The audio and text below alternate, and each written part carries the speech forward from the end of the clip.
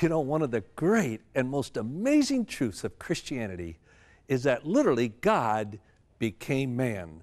It's called the Incarnation. I put it this way. Jesus was just as much God as if he'd never been man, and just as much man as if he'd never been God. He was God's Son in human flesh. But you know, a lot of people say that even though Jesus claimed to be God's Son, that it's not all that important that he was God, that his deity is so critical. But it's his teachings are what truly matter. You know, I think there's a basic error there. In this chapter in the Unshakable Truth, we go into this with a lot of detail. A lot of people say, like C.S. Lewis argued through it, that Jesus was just a great moral teacher, and that was all. But C.S. Lewis so clearly pointed out there's a big problem with that. If he was a great moral teacher, then you would have to say if he was not the Son of God because he taught that he was, then you'd have to say he was a liar. And if he was a liar, you'd have to say two things, that one, Christ was mistaken, and second, a lie has accomplished a whole lot more than the truth ever has. And if he hadn't lied, then to claim he was God and not be God would make him out to be a lunatic. You know, on the level of somebody that call themselves a poached egg.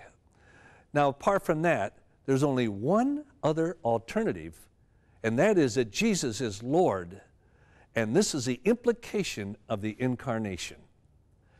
I was at a Jewish seminary, and I spoke on the deity of Christ. And after I went through this trilemma between a liar, a lunatic, or Lord and God, a student said to me, "Well, I don't agree with you."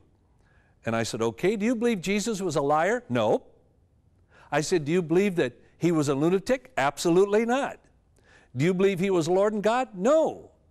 Then I said, "Young man, you have no other alternative. For him to claim to be God and not be true, then he would either be a liar, a lunatic, or Lord and God." But you know what is marvelous? Is to realize this God-man died for you and me, that we might be forgiven. And you know, because he was not only infinite God, but he was finite man. He's able to identify with the entire human experience. Did you ever think that God knows what we're going through? He knows our weaknesses, our hurts, our frailty. He faced all of the same temptations that you and I face. The Incarnation is Jesus' way of saying, no matter what emotion you may be feeling, no matter what experience you may be enduring, I can identify with what you're going through, and I'm here for you. Wow, that's the God I want to love and serve. God's amazing acceptance of us is supposed to be extended to all those around us. That secure relationship we have with Christ, we need to express to others.